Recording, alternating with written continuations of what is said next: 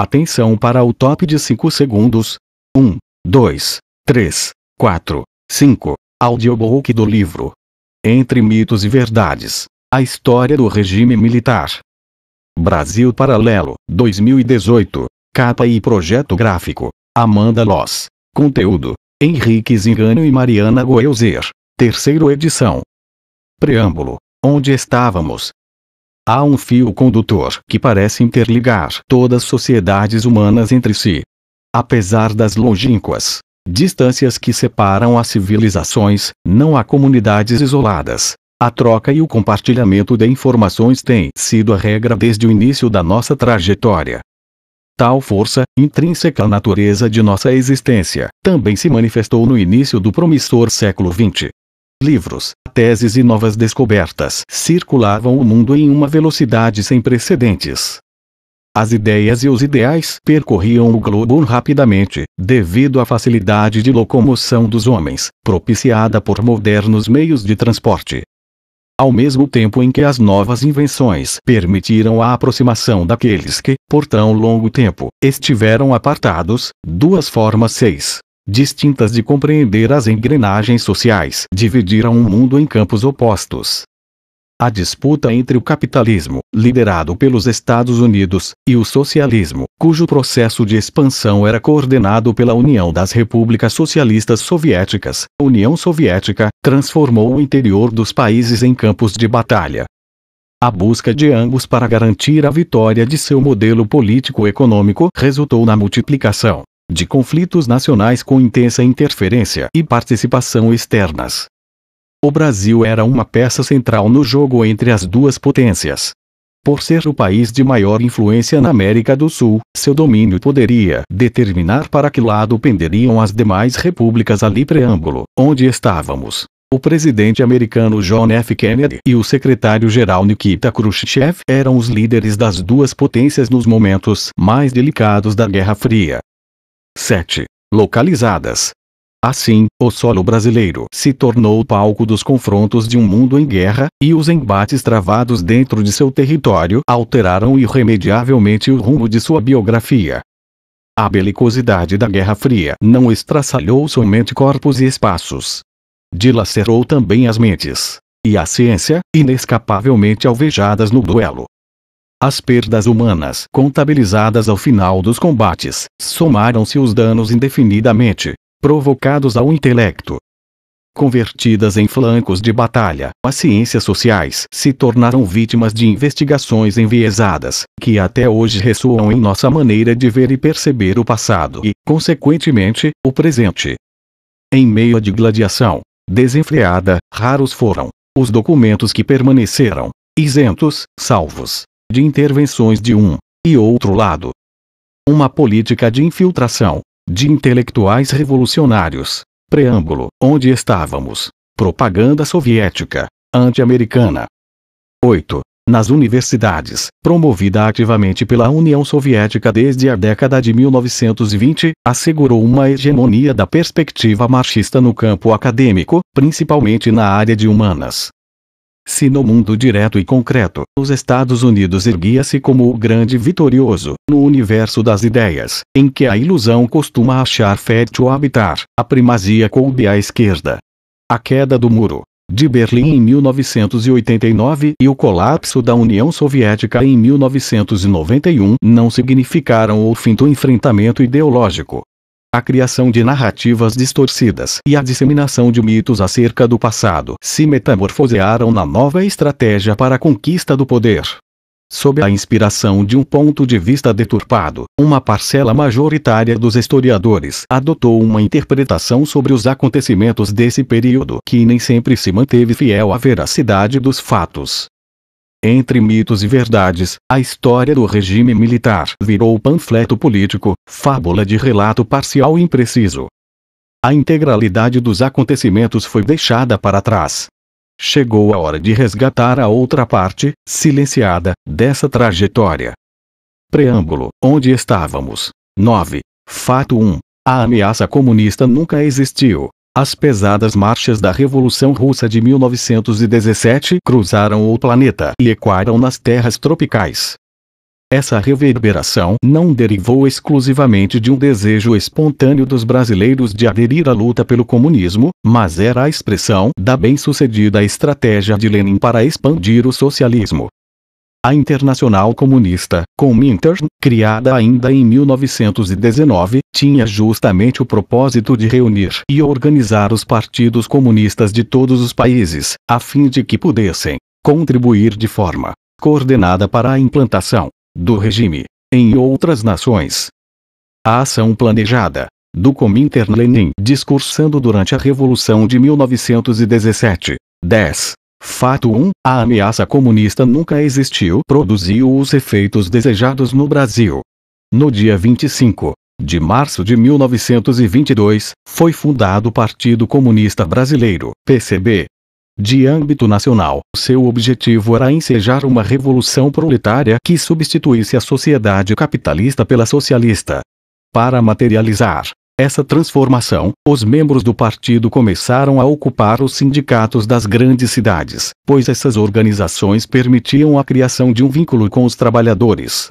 A estrutura desses órgãos de representação era usada em prol do combate ao capitalismo. Tornaram-se centros de disseminação da ideologia comunista e de enaltecimento às conquistas da Revolução Bolchevique, para convencer os operários a se aliarem à causa revolucionária.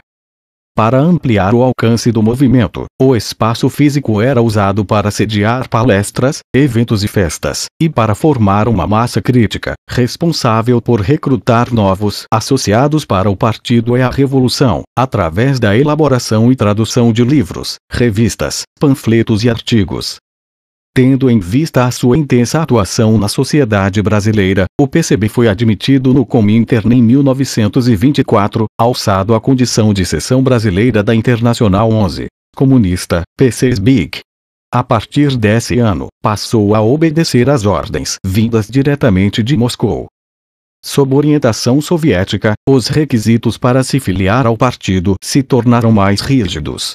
Para ser membro do partido, a União Soviética impunha o dever de criar, organizar e participar de agitações sociais, arquitetadas para gerar um clima de estabilidade política e social que viabilizasse a tomada de poder pelos comunistas. O avanço da ideologia marxista, no Brasil, não se restringiu à criação do PCB. Em janeiro de 1935, como reação ao crescimento da Ação Integralista Brasileira, AIB, movimento político de inspiração fascista, uma entidade foi criada com o intuito de combater o imperialismo e o nazifascismo através do auxílio nacional às lutas populares que aconteciam. A Aliança Nacional Libertadora, era uma frente única nacionalista inspirada em outras frentes similares surgidas na Europa com a mesma finalidade. A AN agrupava setores variados da esquerda, mas era comandada por seus componentes comunistas, que buscavam homogeneizar as diferentes perspectivas com base na agenda ditada pela União Soviética. Seus afiliados defendiam a reforma agrária, a proteção aos agricultores de propriedades. Fato 1. A ameaça comunista nunca existiu. 12. De pequeno e médio portes, a nacionalização de empresas estrangeiras e a suspensão do pagamento da dívida externa. A organização aclamou como presidente de honra Luiz Carlos Prestes, importante militante socialista que desde 1931 se encontrava na União Soviética. Não demoraria muito para que Prestes retornasse ao Brasil. Enquanto isso, ele estava sendo treinado tântica e militarmente, na União Soviética, para realizar a Revolução Comunista em seu país de origem. Em 1934, em uma reunião de delegados sul-americanos da Internacional Comunista, em Moscou, decidiu-se que Prestes voltaria ao Brasil em 1935, para liderar uma insurreição armada que permitisse a instauração de um novo governo revolucionário alinhado à União Soviética.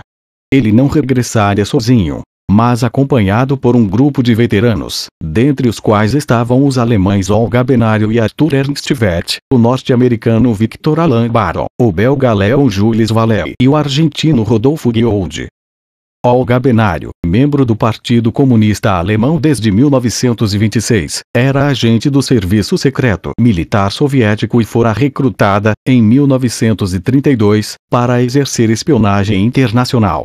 Ela estava escalada para Fato 1. A ameaça comunista nunca existiu. 13. Acompanhar Prestes em sua travessia de volta ao Brasil, fingindo ser sua mulher, por ser responsável por garantir sua segurança. A encenação se projetou na realidade e os dois acabaram se casando. Era dia 11 de abril de 1935, quando Prestes e Olga desembarcaram clandestinamente em solo brasileiro, disfarçados como um casal de portugueses de nomes Antônio Vilar e Maria Bergner Vilar.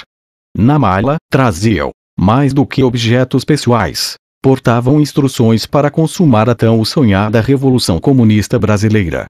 As providências para concretizar o levante revolucionário estavam sendo preparadas com o apoio da Internacional Comunista, para executar o inquestionável cumprimento às determinações de Moscou.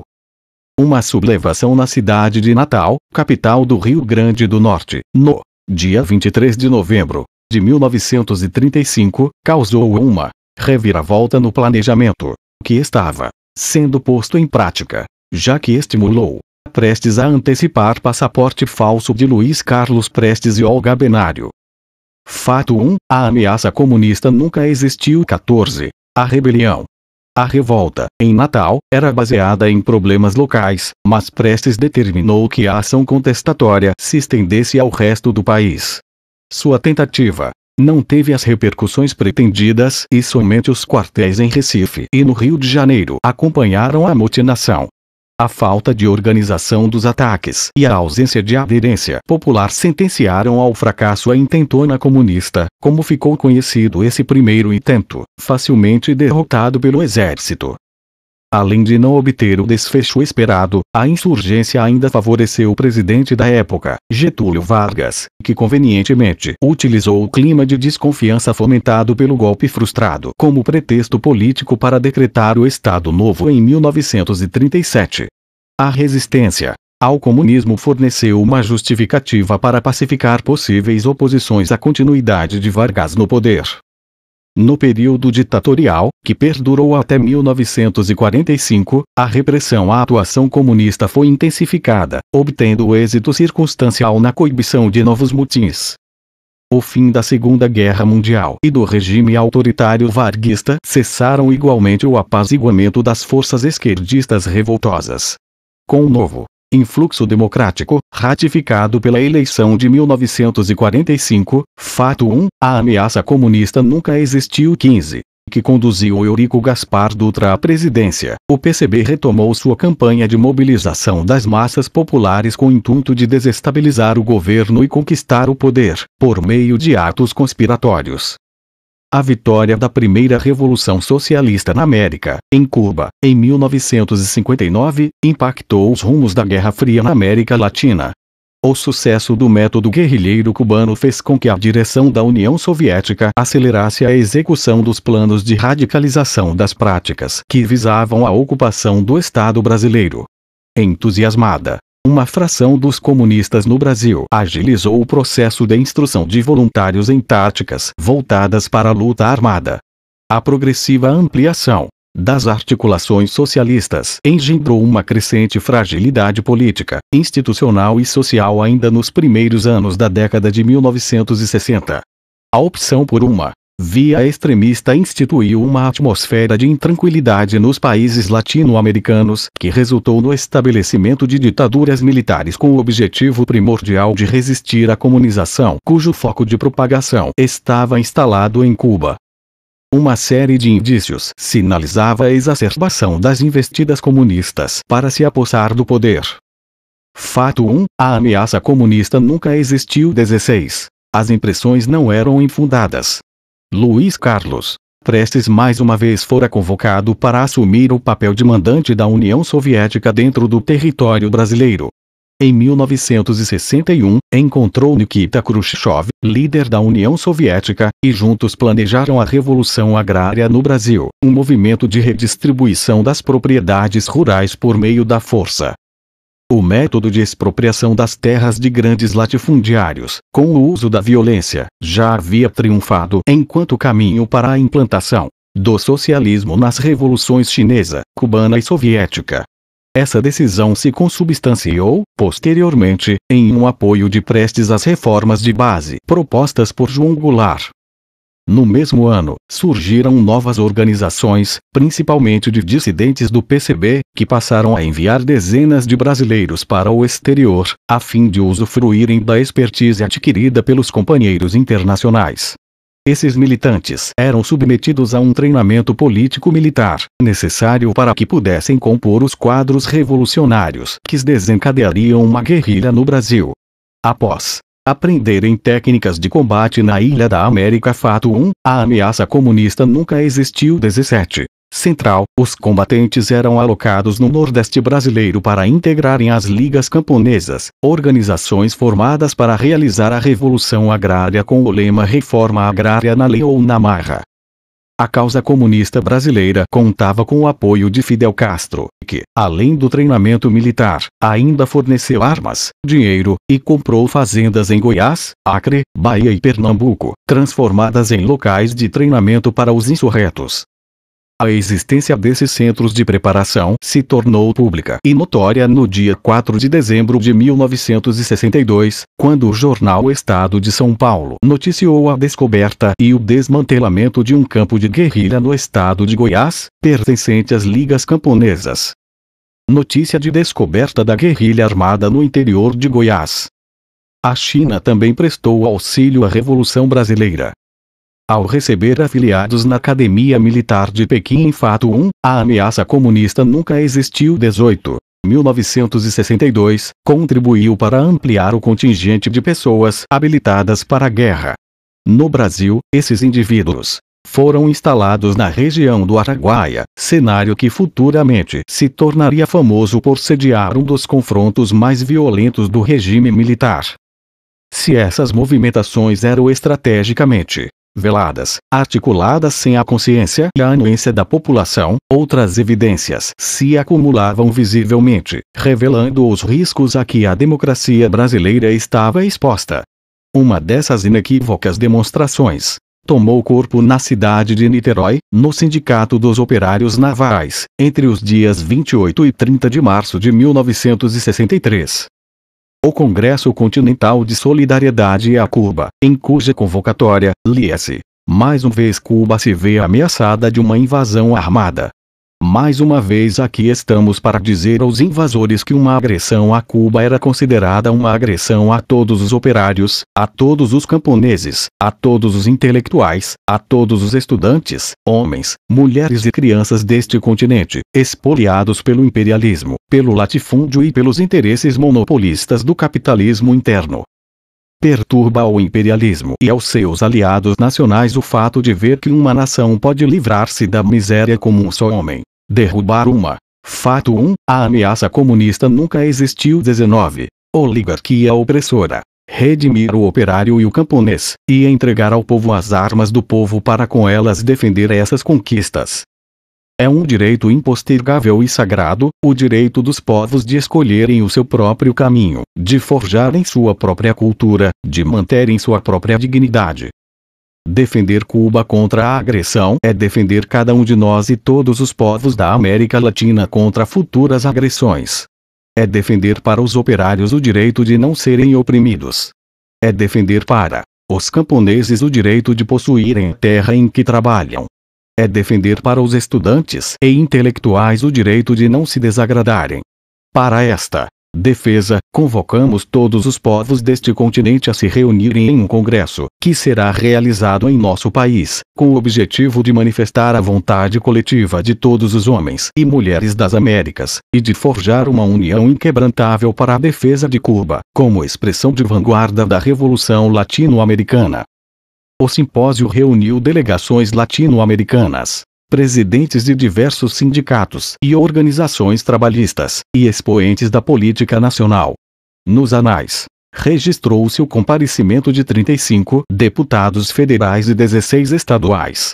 Dentre tantos presentes, estavam José Serra, presidente da União Estadual dos Estudantes de São Paulo, José Sarney, deputado federal, Vinícius de Moraes, à época, diplomata, Oswaldo Pacheco. Fato 1. A ameaça comunista nunca existiu. 20. presidente do Comando Geral dos Trabalhadores, Francisco Julião, deputado e presidente das Ligas Camponesas, Vinícius Caldeira Brant, presidente da União Nacional dos Estudantes, UNE, os intelectuais Caio Prado Júnior e Darcy Ribeiro, o jornalista Arnaldo Jabor.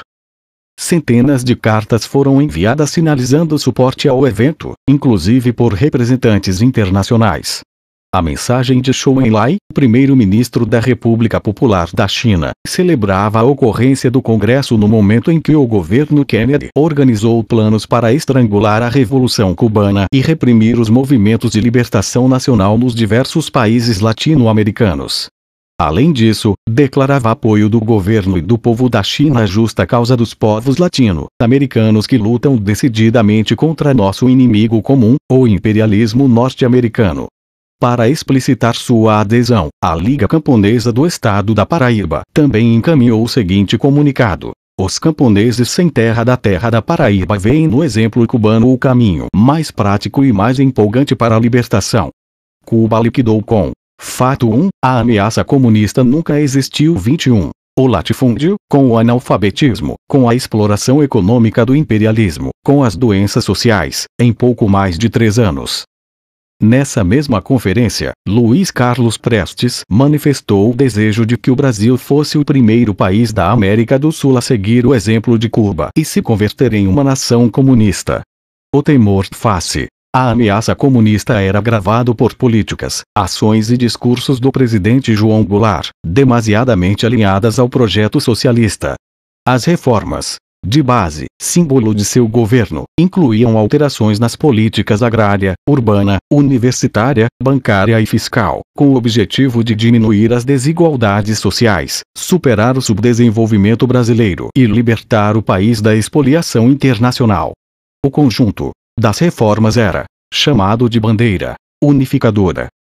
Sinteticamente, as medidas abrangiam uma reforma agrária para promover a democratização da terra. Um dos comícios políticos de Luiz Carlos Prestes.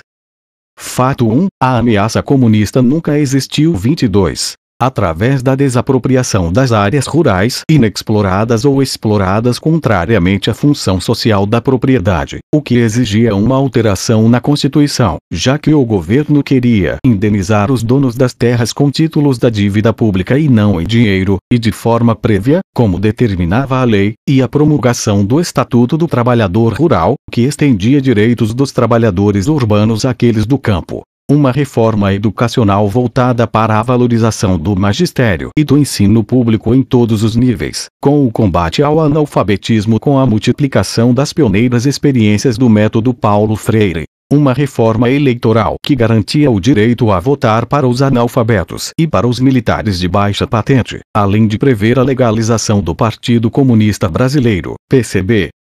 A defesa do Brasil contra o espólio estrangeiro assumiu feições nacionalistas e estatizantes caracterizadas por uma CUNT notícia de jornal sobre as reformas de base de João Goulart. Fato 1, a ameaça comunista nunca existiu. 23. Ingerência do Estado na economia, tanto através da restrição das remessas de lucro ao exterior quanto de uma normatização mais rígida aos investimentos externos no país. Além disso, com vistas à instauração de uma república sindicalista, o presidente encorajava a sindicalização de trabalhadores, inclusive sargentos, estimulando uma transgressão da hierarquia e da disciplina nas Forças Armadas. Os correligionários de Goulart contribuíram para acentuar as suspeitas que despertava. Um de seus principais aliados, seu cunhado Leonel Brizola, presidente de honra da Internacional Socialista, era responsável por liderar a Frente de Mobilização Popular, ala radical do Partido Trabalhista Brasileiro, PTB, que reivindicava a aplicação imediata das reformas de base, mesmo sem a existência de um consenso político, oriundo de uma negociação adequada. A vulnerabilidade do cenário político provocou estagnação econômica e uma inflação descontrolada. Em um contexto de tensão entre ideologias políticas opostas, no dia 4 de outubro de 1963, Goulart solicitou ao Congresso Nacional a decretação do estado de sítio por um período de 30 dias, sob a alegação fato 1, a ameaça comunista nunca existiu 24, de impedir uma guerra civil, requerimento que foi negado pelo parlamento. Pouco tempo depois, no final de outubro, Leonel Brizola criou o Grupo dos 11 Companheiros. O G11, como também era conhecido, tinha por missão incitar a formação de grupos de 11 indivíduos para agirem como células na luta em favor das controvérsias políticas defendidas por Jango, constituindo a vanguarda avançada do movimento revolucionário, semelhante à Guarda Vermelha da Revolução Socialista de 1917 na União Soviética. Apesar dos apelos generalizados e das críticas feitas pelos militares, Goulart estreitou sucessivamente sua relação com o PCB. O desrespeito às demandas populares recebeu o adorno de um novo emblema no dia 13 de março de 1964. Em cima de um palanque, na Central do Brasil, no Rio de Janeiro, João Goulart, Leonel Brizola e Miguel Arraes instigavam as 100 mil pessoas ali reunidas a desacatar a Constituição.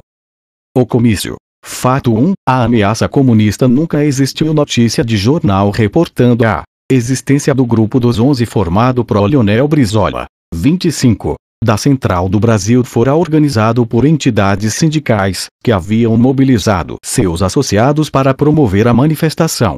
Enquanto a multidão bradava pela legalização do PCB, os três políticos conclamavam o povo a se unir contra o bloqueio e a objeção às mudanças pleiteadas por Goulart, formando um movimento de resistência. O comício estava sendo transmitido no rádio e na televisão, e Jango aproveitou a ocasião para realizar um pronunciamento eloquente. Em sua exposição, o presidente afirmou que estava se dirigindo a todos os cidadãos, tanto aos que haviam recebido instrução nas escolas quanto aos milhões que mais davam ao país do que recebiam, e que pagavam em sofrimento, miséria e privações o direito de serem brasileiros. Atribuiu a uma campanha de terror ideológico e de sabotagem, cuidadosamente organizada, a tentativa de impedir ou perturbar aquela festa cívica, com a presença das lideranças populares mais representativas do país. Ao declarar que a paz social só poderia ser alcançada através da justiça social, Jango vociferou contra seus opositores. Chegou-se a proclamar, trabalhadores brasileiros, que esta concentração seria um ato atentatório. Fato 1. A ameaça comunista nunca existiu. 26. Ao regime democrático, como se no Brasil a reação ainda fosse dona da democracia, ou proprietária das praças e ruas. O que eles querem é uma democracia de um povo emudecido, de um povo abafado nos seus anseios, de um povo abafado nas suas reivindicações. A democracia que eles desejam impingir-nos é a democracia do antissindicato, ou seja, aquela que melhor atenda aos seus interesses ou aos dos grupos que eles representam. A democracia que eles pretendem é a democracia dos privilégios, a democracia da intolerância e do ódio. A democracia que eles querem, trabalhadores, é para liquidar com a Petrobras, é a democracia dos monopólios, nacionais e internacionais, a democracia que pudesse lutar contra o povo, a democracia que levou o grande presidente Vargas ao extremo sacrifício. Perdem seu tempo, também, os que temem que o governo passe a empreender uma ação subversiva na defesa de interesses políticos ou pessoais, como perdem também seu tempo os que esperam deste governo uma ação repressiva dirigida contra o povo, contra os seus direitos ou contra as suas reivindicações. Ação repressiva, trabalhadores, é a que o governo está praticando e vai ampliar cada vez mais e mais implacavelmente, aqui na Guanabara e em outros estados, contra aqueles que especulam, contra as dificuldades do povo, contra os que exploram o povo, que sonegam gêneros alimentícios ou que jogam com seus preços. Não receio ser chamado de subversivo pelo fato de proclamar, e tenho proclamado e continuarei proclamando nos recantos da pátria, a necessidade. Fato 1. A ameaça comunista nunca existiu. 27. Da revisão da Constituição.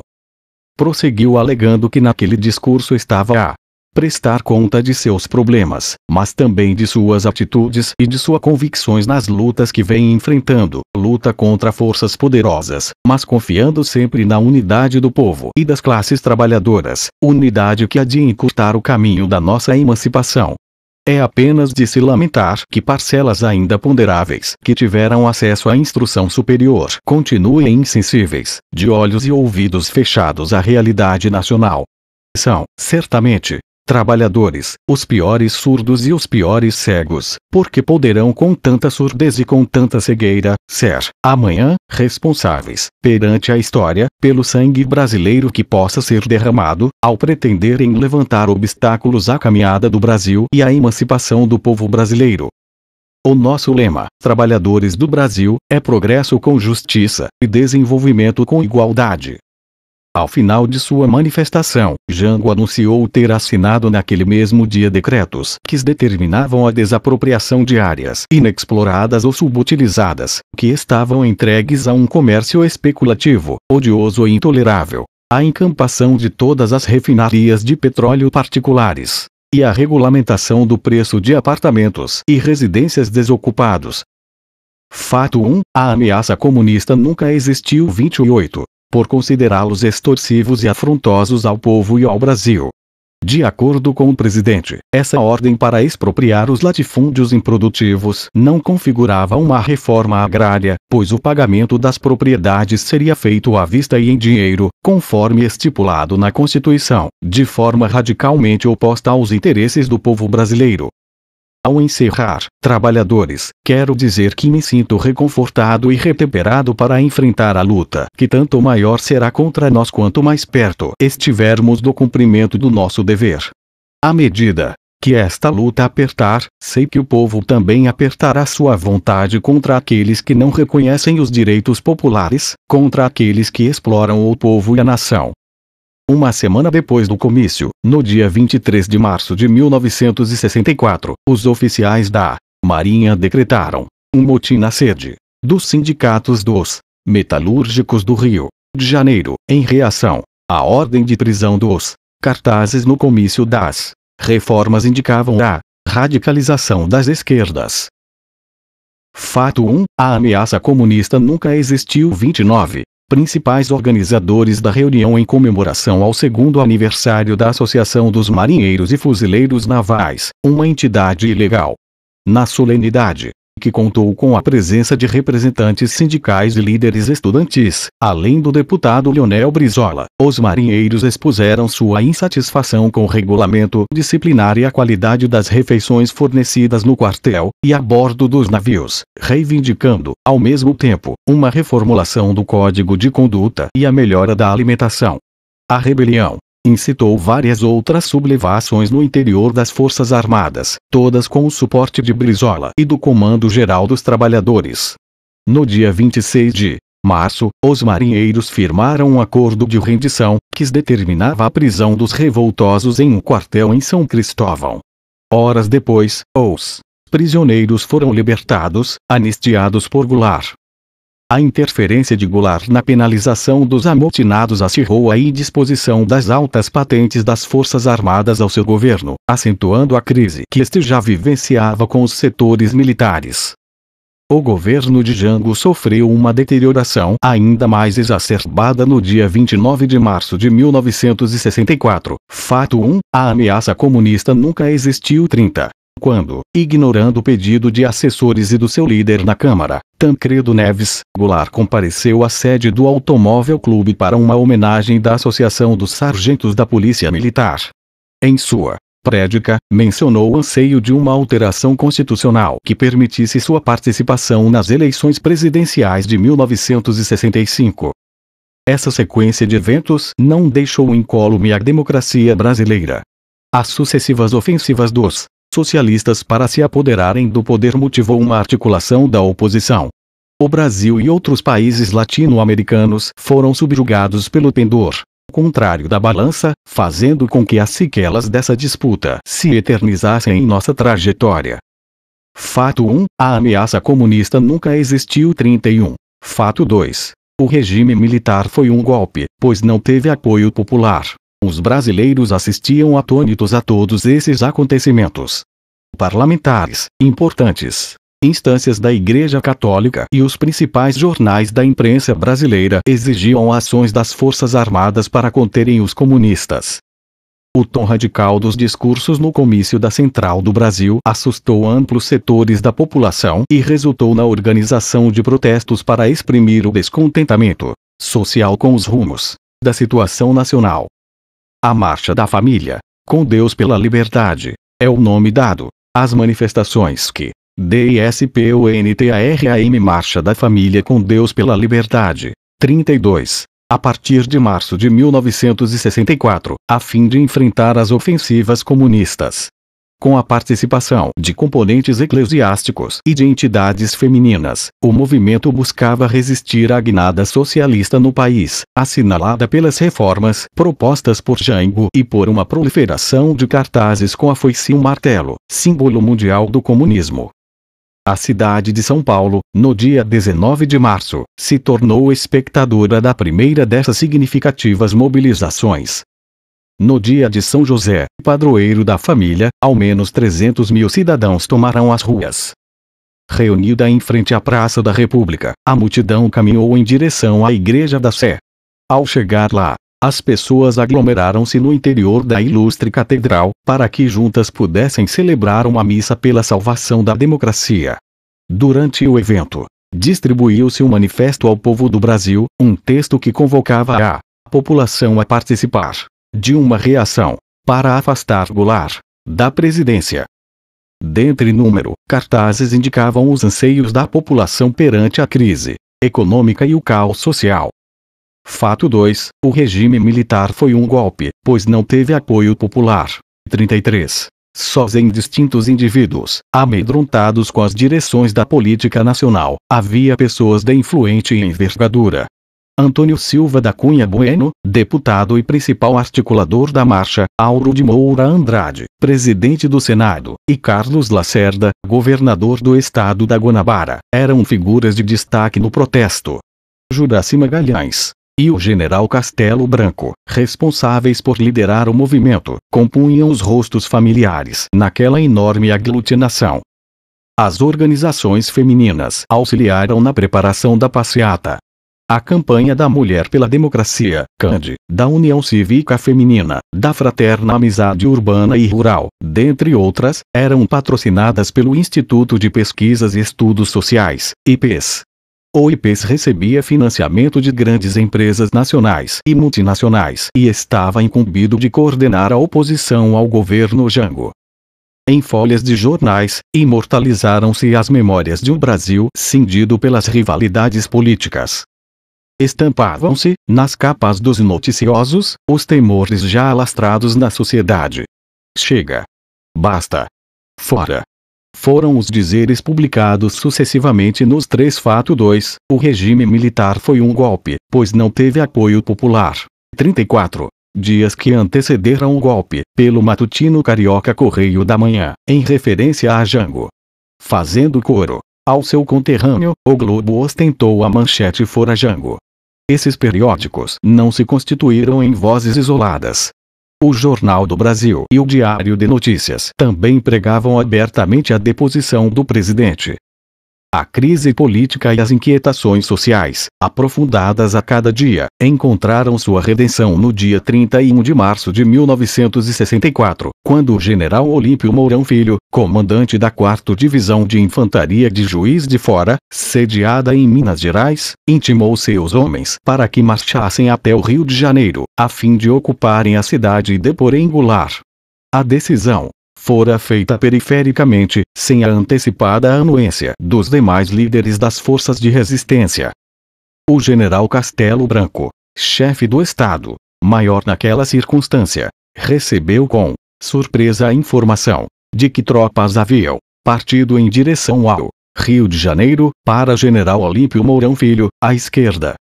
Fato 2. O regime militar foi um golpe, pois não teve apoio popular. 35. Depor Jango. Na tentativa de frear o avanço dos soldados, Castelo Branco telefonou para o então governador de Minas Gerais, Magalhães Pinto. O governador Mineiro alertou que parar a revolução naquele momento impingia riscos, pois alertaria adeptos leais a Goulart, agravando a frágil situação. Quando os militares chegaram ao Rio de Janeiro, não encontraram qualquer tentativa de rechaçar o levante. João Goulart revelou, tempos mais tarde, que decidira não reagir aos militares para evitar o derramamento de sangue. Naquele primeiro dia de abril, Jango voou para Brasília e, de lá, para Porto Alegre, onde uniu-se a Leonel Brizola, que tentava organizar um movimento de resistência. Darcy Ribeiro, chefe da Casa Civil, ficara incumbido de transmitir ao Congresso Nacional o pronunciamento do presidente, em que este declarava sua permanência no Brasil. O comunicado não produziu nenhum efeito significativo. O teor da manifestação foi ignorado pelo presidente do Senado, Auro de Moura Andrade, que decretou a vacância do Poder Executivo Federal e concedeu posse provisória ao sucessor legal de Goulart, o presidente da Câmara, Ranieri Mazzilli. Diante desse panorama, fato 2, o regime militar foi um golpe, pois não teve apoio popular. 36. Jango resolveu desistir do confronto militar e se exilou no Uruguai. Mesmo após a derrubada de Jango, as manifestações continuaram como uma nova motivação. No dia 2 de abril, o povo tomou as ruas para comemorar o fim da ameaça comunista ao país.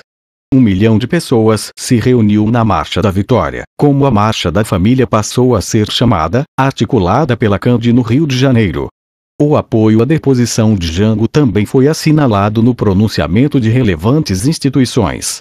No dia 7 de abril, na primeira reunião ordinária do Conselho Federal da Ordem dos Advogados do Brasil, OAB, após o golpe de Estado, o presidente da Ordem, Carlos Povina Cavalcante, saudou o movimento, antecipando-nos a derrocada das forças subversivas, acionadas por dispositivos governamentais, que visavam, já sem disfarces, a destruição do primado da democracia e a implantação de um regime totalitário, no qual submergeriam todos os princípios da liberdade humana. Tivemos a lucidez e o patriotismo de alertar, na memorável reunião extraordinária de 20 de março, findo os poderes constituídos da República para a defesa da ordem jurídica e da Constituição, tão seriamente ameaçadas.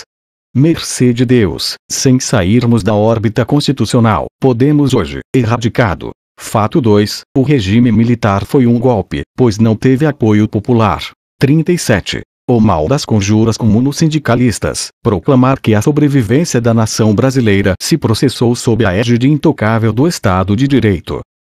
Que a providência divina inspire os homens responsáveis desta terra e lhes ilumine a consciência jurídica, pois que sem o direito, como pregou Rui Barbosa, não há salvação.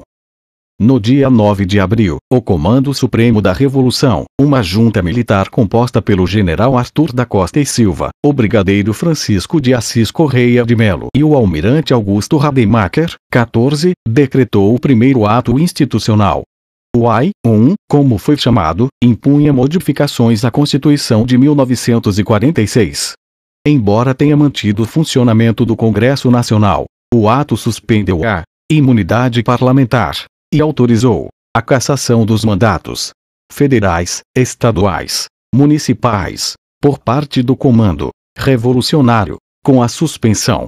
O Comando Supremo da Revolução, da esquerda, direita, brigadeiro Francisco de Assis Correia de Melo, o almirante Augusto Rademacher e o general Arthur da Costa e Silva.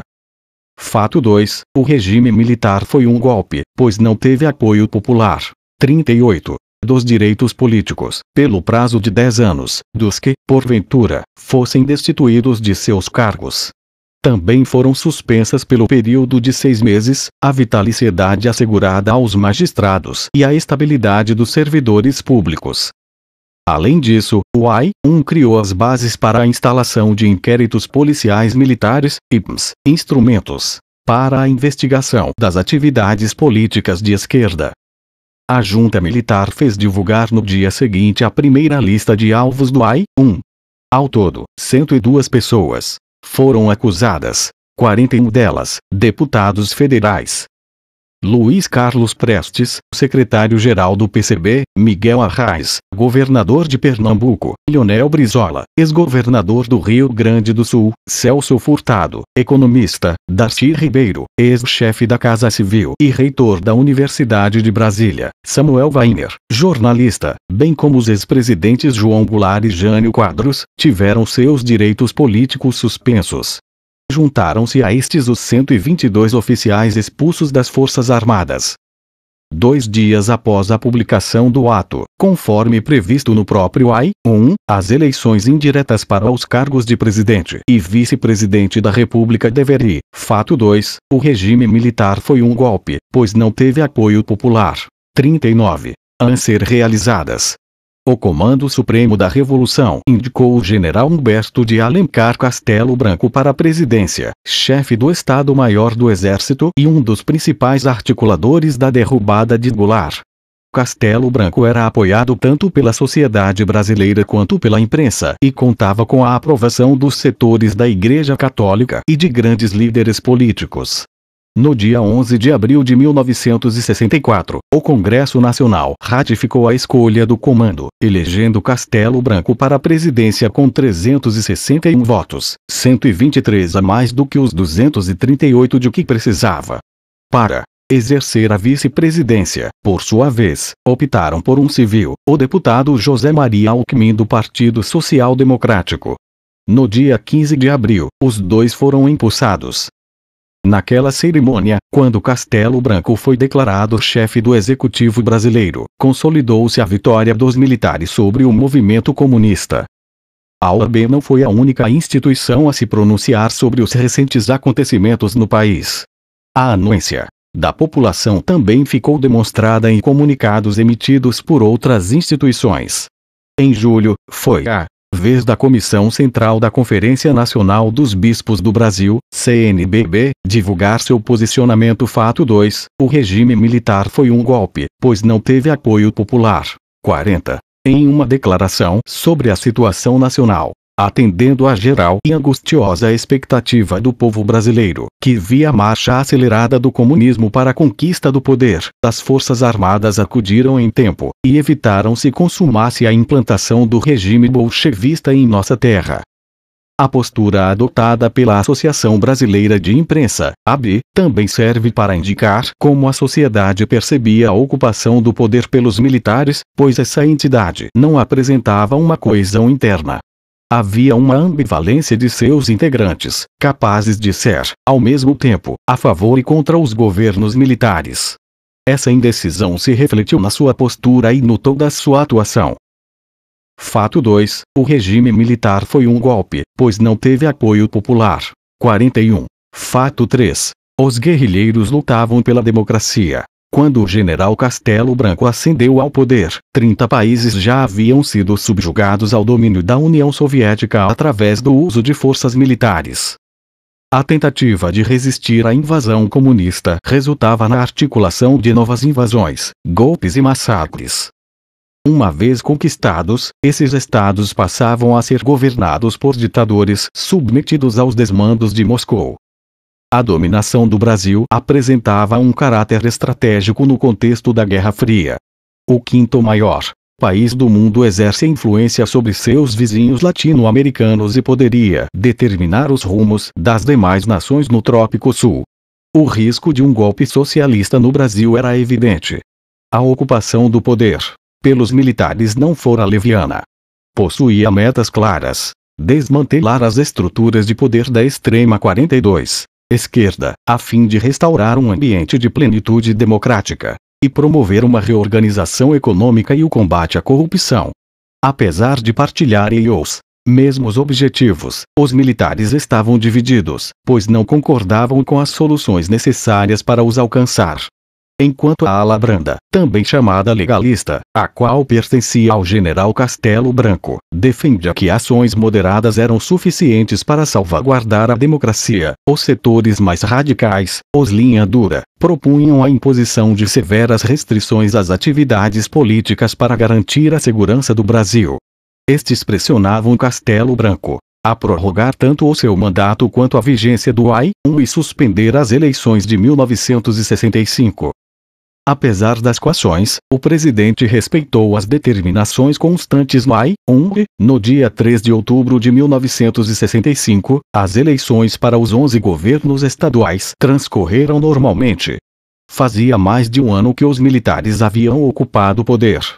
Durante esse período, tinham se limitado a caçar o direito de eleger e de ser eleito de 289 pessoas, pelo prazo de 10 anos, incluindo 5 governadores, 11 prefeitos e 51 deputados, os quais foram acusados de corrupção e não necessária. Fato 3. Os guerrilheiros lutavam pela democracia há 43. A mente estavam vinculados à causa esquerdista.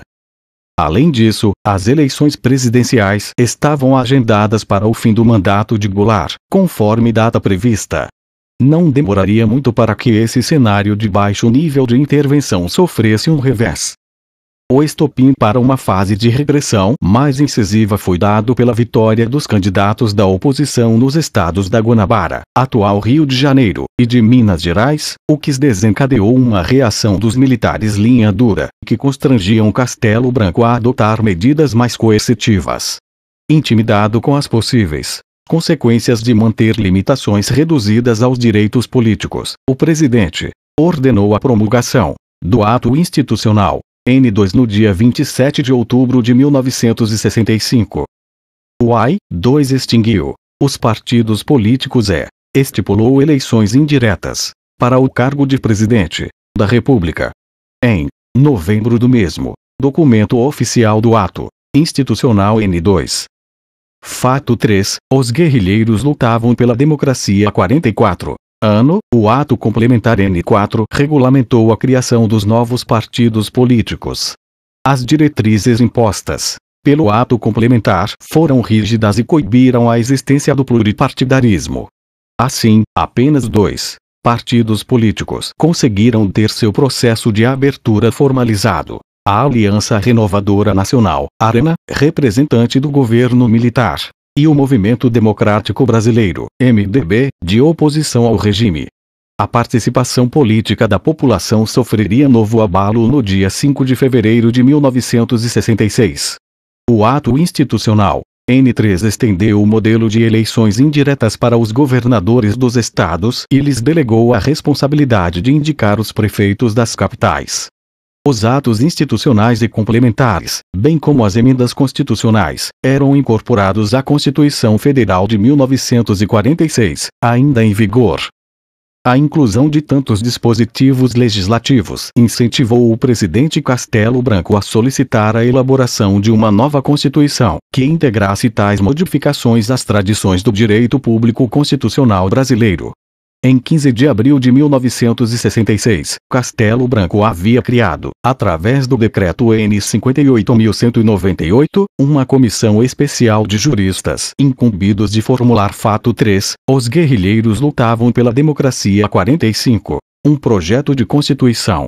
Dentre outros objetivos, a comissão deveria sugerir emendas capazes de imprimir uma unidade e harmonia que contribuíssem para a evolução do processo democrático brasileiro e para garantir, na vida pública, o regime de austeridade e responsabilidade.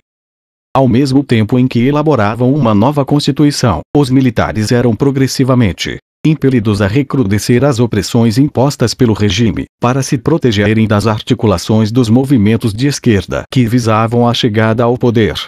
Em 25 de julho de 1966, a explosão de uma bomba no salão do Aeroporto Internacional de Guararapes, em Recife, tinha o intuito de executar o ministro do Exército e candidato à sucessão presidencial, General Arthur da Costa e Silva.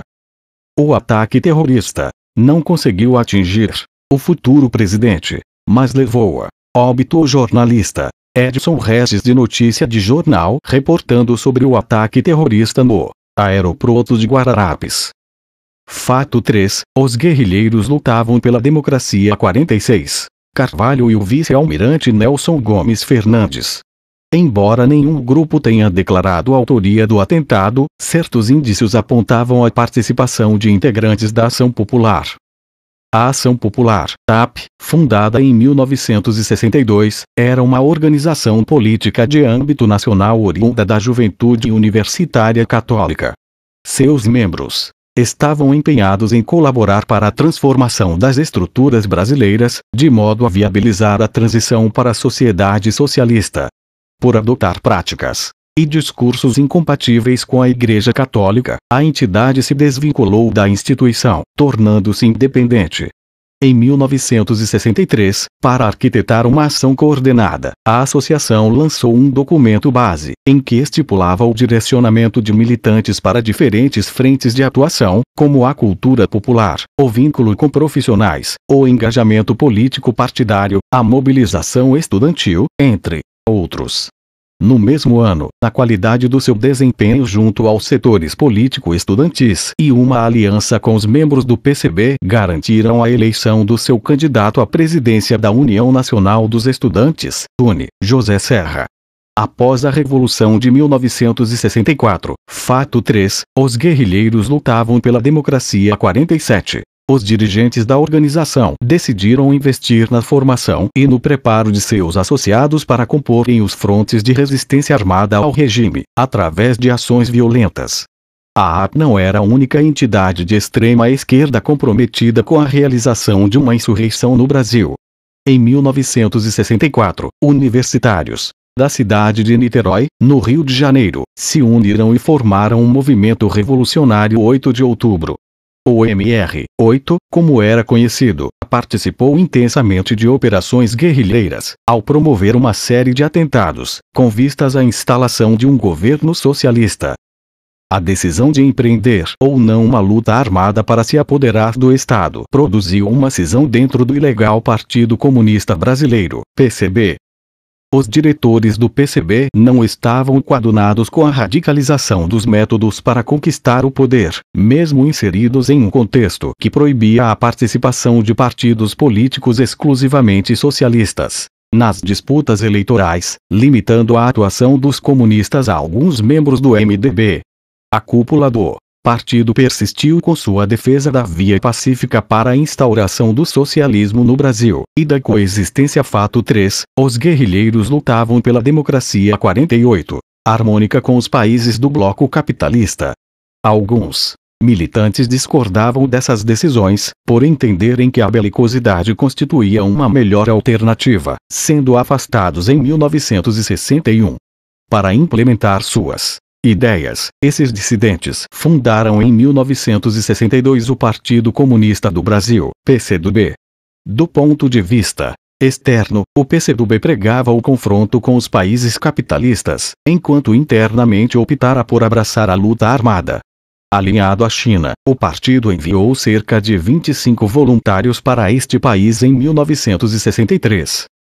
Durante o período de um ano, os futuros combatentes foram treinados para executar ações de guerrilha, aprendendo a preparar artefatos, manusear armas e conhecer e dominar os terrenos. Além disso, estudavam as táticas de guerra prolongadas da Revolução Chinesa. Ao voltarem para o Brasil, entre os anos de 1966 e 1967, esses membros constituíram a estrutura de sustentação da guerrilha promovida pelo PCdoB. Os soldados com qualificações ímpares eram enviados para a região do Araguaia, no sul do Pará, a fim de comporem um foco de guerrilha rural maoísta, inspirado na Grande Marcha que levou Mao Tse-tung ao poder. Para concretizar corretamente os planos guerrilheiros, fato 3, os guerrilheiros lutavam pela democracia. 49. Os 70 militantes lá alocados começaram a se relacionar e a estabelecer elos com os camponeses que habitavam a região. Simultaneamente, em 1966, um grupo de intelectuais e militares formou o Movimento Nacional Revolucionário, composto por pessoas que também se propunham a implementar o socialismo a partir das táticas guerrilheiras. O movimento era financiado por Cuba, que fornecia dinheiro para a compra de armamentos, roupas e meios de subsistência, e tinha nas técnicas e nos métodos empregados por Fidel Castro e Che Guevara em Sierra Maestra, em 1959, a principal referência para sua atuação. O grupo contava com o apoio de Leonel Brizola, exilado à época. Sua ação mais famosa, a Guerrilha Caparaó, marcada para julho de 1967, não chegou a se concretizar. Mais cedo, nesse ano, na Serra de Caparaó, entre Minas Gerais e Espírito Santo, as atividades do grupo foram descobertas pelo Exército, que nelas incidiu, desarticulando-as. Em seguida, uma parcela dos integrantes do Movimento Nacional constituiu a Vanguarda Popular Revolucionária, VPR. Enquanto aconteciam a composição e a articulação Fato 3, os guerrilheiros lutavam pela democracia 50. Desses grupos guerrilheiros, do lado das forças governamentais, em conformidade com o sistema eleitoral vigente, que estabelecia eleições indiretas, o Congresso Nacional elegeu, no dia 3 de outubro de 1966, o ministro da Guerra, Arthur Costa e Silva, presidente da República, e Pedro Aleixo, ministro da Educação filiado à Aliança Renovadora Nacional, ARENA, vice-presidente. Por volta desse mesmo período, o projeto constitucional solicitado por Castelo Branco foi encaminhado para o ministro da Justiça, após ser concluído pelos juristas, para que este procedesse um reexame e assinalasse possíveis adequações. O ato institucional, N4, instituído pelo presidente da República, foi editado para dar forma aos ritos finais que permitiriam proclamar a nova Magna Carta. O AI-4 determinou a convocação de uma reunião extraordinária do Congresso Nacional, entre os dias 12 de dezembro de 1966 e 24 de janeiro do ano seguinte, 1967, para discutir, votar e promulgar o projeto de Constituição. O processo de elaboração e aprovação do documento mais importante da nação foi acompanhado pela imprensa, que divulgou detalhes do anteprojeto. Voltando novamente a atenção ao lado comunista, Fato 3, os guerrilheiros lutavam pela democracia 51. O PCB viveu outra experiência de ruptura em 1967. Nesse mesmo ano, Carlos Marighella, um dos militantes do partido, viajou a Cuba para participar de um evento sobre a disseminação da luta armada no território brasileiro. Tal qual os dissidentes do PCdoB, ele também divergia da política pacifista e harmônica do PCB. Para Marighella, era preciso adotar as estratégias de guerrilha desenvolvidas por Ernesto Che Guevara. Essas técnicas, teorizadas por Regis Debray, um estudante francês de filosofia, rompiam com a ideia do partido de vanguarda. Nesse modelo, a participação do partido era substituída por núcleos revolucionários, com tamanho reduzido, os focos guerrilheiros rurais. Esses centros de irradiação da causa comunista tinham o dever de liderar as movimentações militares de combate ao exército. Operários e camponeses seriam integrados, ficha de Carlos Marighella no Partido Comunista do Brasil. Fato 3, os guerrilheiros lutavam pela democracia 52. Dessa forma, em torno da luta armada para instaurar um governo revolucionário de origem popular. Como a direção partidária rejeitou essas ideias, Marighella escreveu uma carta solicitando a demissão da comissão executiva do PCB, criticando o seu caráter passivo e burocrático, e decidiu centrar sua atuação no Comitê Estadual de São Paulo.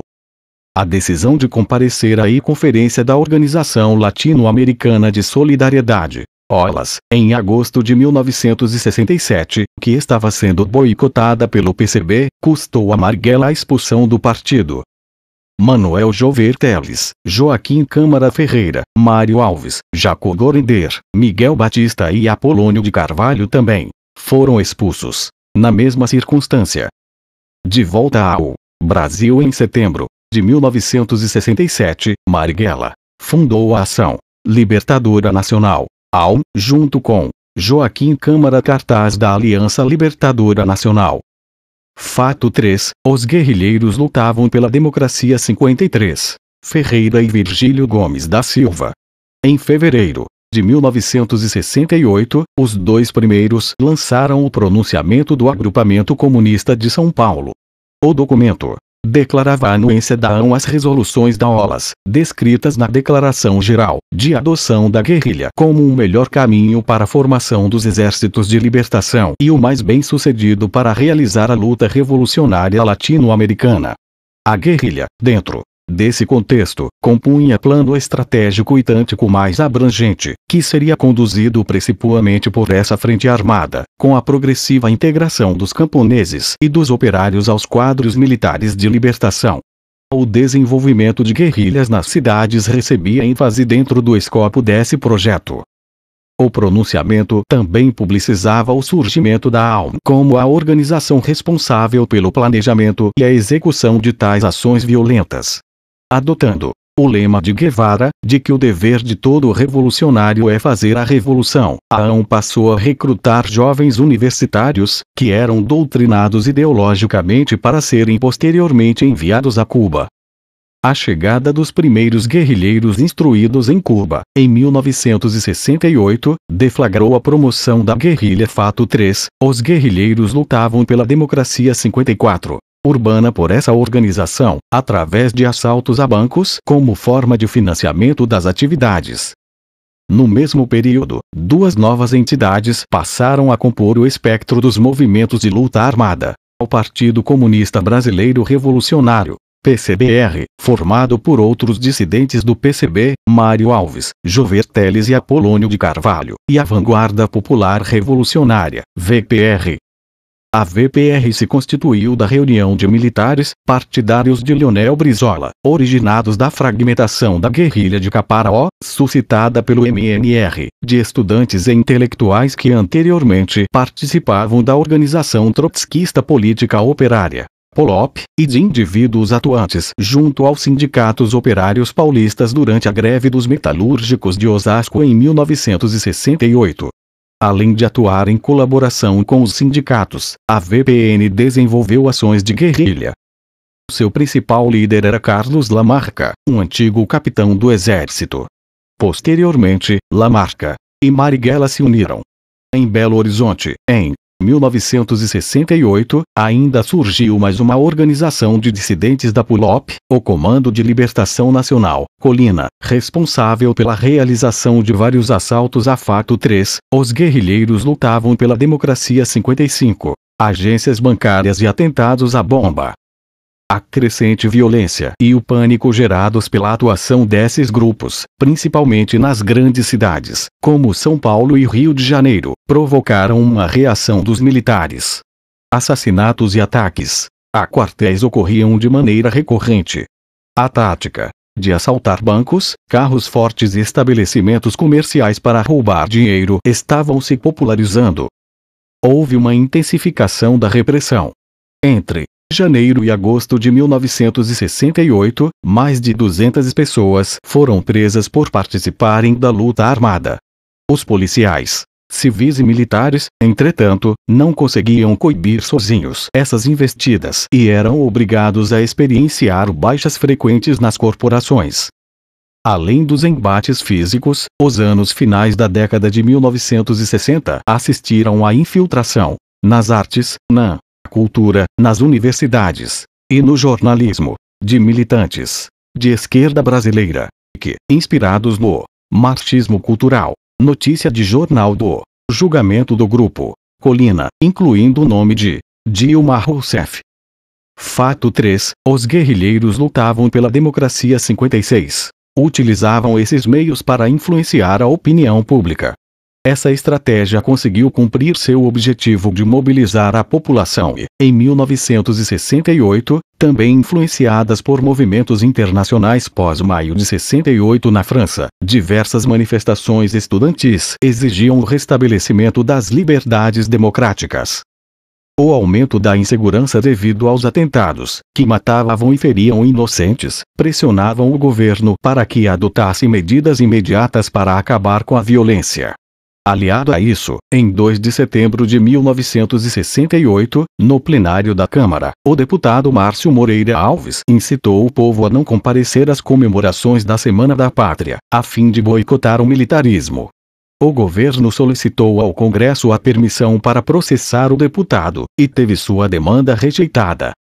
O extremismo das articulações esquerdistas e o forte clamor popular para um combate mais incisivo da violência serviram de pretexto para que a linha dura militar assumisse o poder. Em 13 de dezembro de 1968, o presidente Costa e Silva arbitrariamente editou o Ato Institucional N5. O AI-5 determinou a suspensão de importantes dispositivos constitucionais. Fato 3. Os guerrilheiros lutavam pela democracia 57, referentes às liberdades individuais, e deu ao executivo poderes que lhe asseguravam a preponderância sobre os poderes legislativo e judiciário. O presidente da República podia agora intervir nos estados e municípios, decretar o recesso parlamentar, cassar mandatos eletivos e suspender os direitos políticos de qualquer cidadão pelo prazo de 10 anos. Tornou-se possível, igualmente, demitir ou remover juízes e suspender a garantia do habeas corpus. O AI-5 também institucionalizava a censura à imprensa e determinava punições mais rígidas aos autores de atos de guerrilha terrorista praticados contra a sociedade. Assim, a Constituição de 1967 praticamente foi derrogada, e o governo impôs o recesso parlamentar por tempo indeterminado. Após a promulgação do ato, notícia de jornal sobre a instauração do Ato Institucional N5. Fato 3. Os guerrilheiros lutavam pela democracia 58. Políticos e jornalistas foram presos, tais como Juscelino Kubitschek e Carlos Lacerda. Com o intuito de combater o terrorismo, o governo criou uma estrutura de coordenação e articulação entre vários centros de inteligência e informação. Centros de Informação da Marinha, CENIMAR, do Exército, CI, e da Aeronáutica, CISA, trabalhavam conjuntamente na repressão das guerrilhas urbanas e rurais. Em algumas capitais, o Exército ainda optou por criar locais de logística operacional, os Destacamentos de Operações de Informações, DOI. Para integrar os 350 militares a exercer as atividades nos DOI, o Exército selecionou majores, capitães e sargentos, dentre os 150 mil membros de seu corpo. O AI-5 coibiu manifestações estudantis e operárias em contestação ao regime militar. O aumento da repressão ocasionou a multiplicação de grupos envolvidos com a luta armada, que já não tinham outros meios de atuar politicamente. Assim, a articulação de atividades violentas passou a ser entendida como a única via possível para encerrar o regime militar. Esses grupos viam na Revolução Cubana um modelo de ação. Em uma reação contestatória ao AI-5, Marighella, fato 3, os guerrilheiros lutavam pela democracia 59. Líder da Aliança Libertadora Nacional, escreveu o mini-manual do guerrilheiro urbano em 1969, que seria utilizado ao redor do mundo como referência para perpetrar atos acentuadamente agressivos. Em janeiro de 1969, Lamarca e Marighella se uniram para realizar um atentado contra o quartel-general do 2 Exército, com a explosão de 50 quilos de dinamite, totalizando 1 morte e 6 feridos. Nesse mesmo ano, com o intuito de ampliar seu orçamento, a AN realizou 30 assaltos somente no Rio Grande do Sul. A VPR, por sua vez, começou a apresentar crises internas devido a incongruências entre os setores militar e intelectual. Os militares compreendiam que as atividades armadas eram um método fundamental de organizar as massas politicamente, já os intelectuais entendiam que era preciso primeiro introduzir lenta e gradualmente as massas à conscientização política. Em 1969, esses desentendimentos resultaram na fusão entre a Vanguarda Popular Revolucionária, VPR, com o Comando de Libertação Nacional, Colina, dando origem à Vanguarda Armada Revolucionária Palmares, VAR Palmares. Ao mesmo tempo em que as investidas comunistas fato 3, os guerrilheiros lutavam pela democracia 60. Se sucediam continuamente, os militares enfrentavam uma fragilidade momentânea devido ao estado de saúde debilitado do presidente Arthur da Costa e Silva. Sem alternativas, no dia 31 de agosto, junta militar, composta pelos ministros das 3 Forças Armadas, precisou compulsoriamente assumir o governo. A crise, gerada pelo afastamento de Costa e Silva, oportunizou uma ação audaciosa da Aliança Nacional Libertadora em conjunto com o MR-8. No dia 4 de setembro de 1969, as duas organizações sequestraram o embaixador norte-americano Charles Burke Obrick no Rio de Janeiro. Em troca da liberdade do diplomata, o governo brasileiro libertou 15 prisioneiros políticos, de diferentes movimentos de resistência, dentre os quais estava José Dirceu. No dia 6 de setembro, com um acordo firmado, os ex-detentos embarcaram no avião Hércules 56 rumo ao México. Um mês depois, em outubro de 1969, o VPR deu início ao treinamento. Foto dos presos políticos, trocados pela liberdade do embaixador Charles Elbrick, dentre eles José Dirceu. Fato 3. Os guerrilheiros lutavam pela democracia 61, de combatentes liderados por Lamarca no Vale do Ribeira, em São Paulo. O grupo guerrilheiro foi desmantelado em março de 1970, por conta da prisão dos dirigentes da organização pela polícia, que conseguiu extorquir destes a informação sobre a localização dos militantes na Ribeira.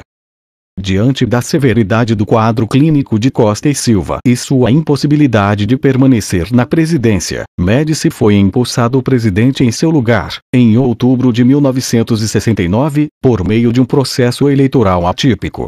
Com a ascensão de Médici, houve um aperfeiçoamento dos métodos e táticas de repressão governamentais contra os grupos armados, que foram sendo paulatinamente extintos, até praticamente inexistirem a partir de 1970.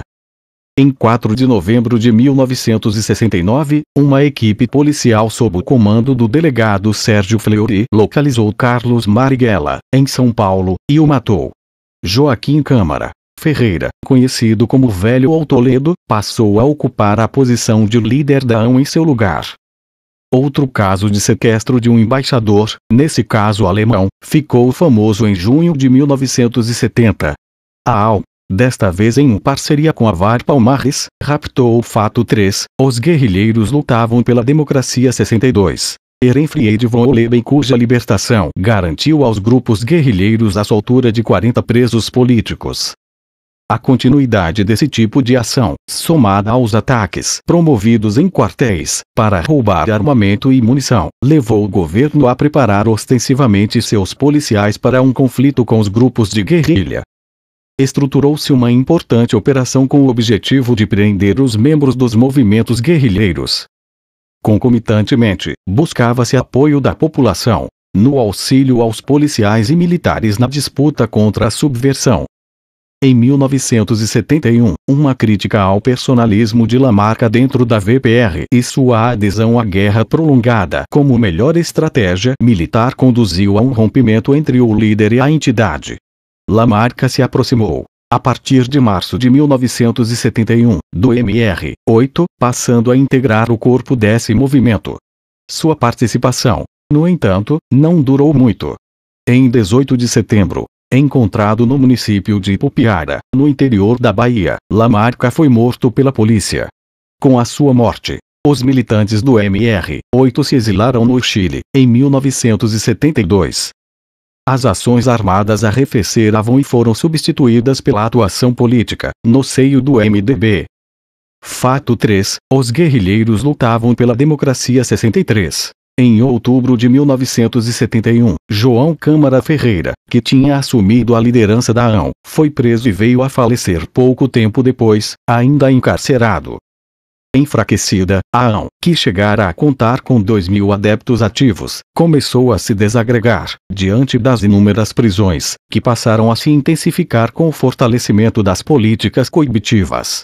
Em 1971, os remanescentes da AN formaram um movimento de libertação popular, MOLIPO, grupo que deu prosseguimento à guerrilha urbana como método para a conquista do poder e continuou o financiamento de suas atividades por meio de ataques a bancos, com ações no Rio de Janeiro e em São Paulo.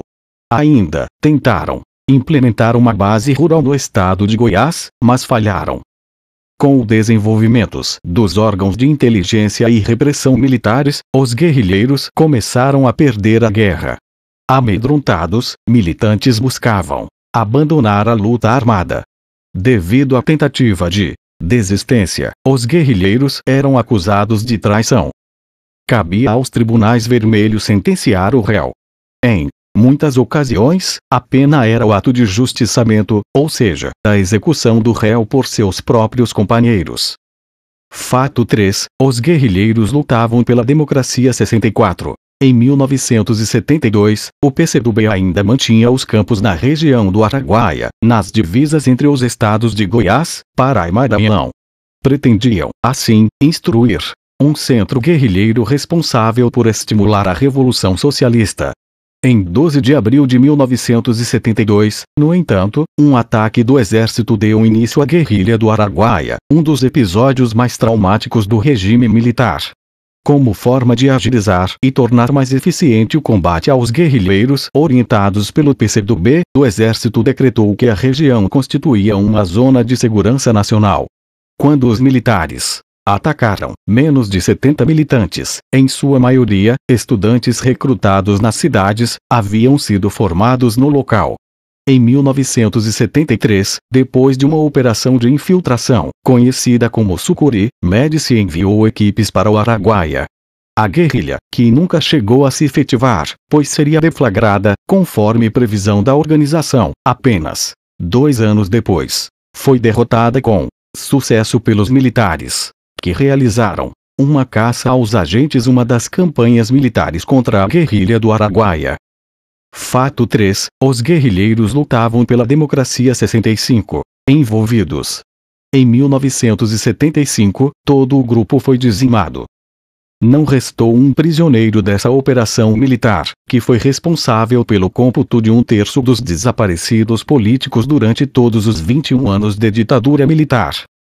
Aos poucos as organizações terroristas foram desaparecendo. Em 1975, os movimentos armados haviam sido praticamente extinguidos. A luta agora era outra. A guerra ideológica se imporia com força total novamente após o fim do regime militar. A extrema esquerda pautou as diretrizes da Constituição de 1988. O discurso se tornou a nova arma nas mãos dos legalizados partidos políticos. O confronto no campo das narrativas foi por muito tempo hegemonicamente vencido pelo socialista, que utilizavam suas antigas experiências em atentados guerrilheiros para declararem que haviam arriscado suas vidas lutando contra o regime militar em prol da democracia. Os mitos e as verdades, a história do regime militar foi progressivamente obliterada. Este livro constitui um esforço de jogar nas sombras as mentiras, para que a luz finalmente possa recair sobre a parte da realidade que, calada, permaneceu na penumbra. Fato 3. Os guerrilheiros lutavam pela democracia 66. Referências. 1. https://www.marxists.org/português/temática/ 1963, 03, Cuba.pdf. 2. http://www.fgv.br/pdoc/acervo/dicionários/verbete. Temático/grupos dos 11. 3. https://pdoc.fgv.br/producal/dossiês/jango/artigos/ na Presidência República/as reformas de base. 4. https://www.pragmatismopolitico.com.br/2014/04/ O discurso histórico de Jango Comício da Central. HTML. Fbclid igual var 2020 bgbompa 8n5 fax. 7 Fchovtbrsbuirj 85 irbggr 9 Kautik 6vw. 5. http://www.profpito.com/denesioab.pdf. 67. 6. http://www.fgv.br/pdoc/acervo/dicionários/verbete. Temático/ACAU Libertadora Nacional UAU. 7. http://www.fgv.br/pdoc/acervo/dicionários/verbete. Temático/Vanguarda Popular Revolucionária VPR.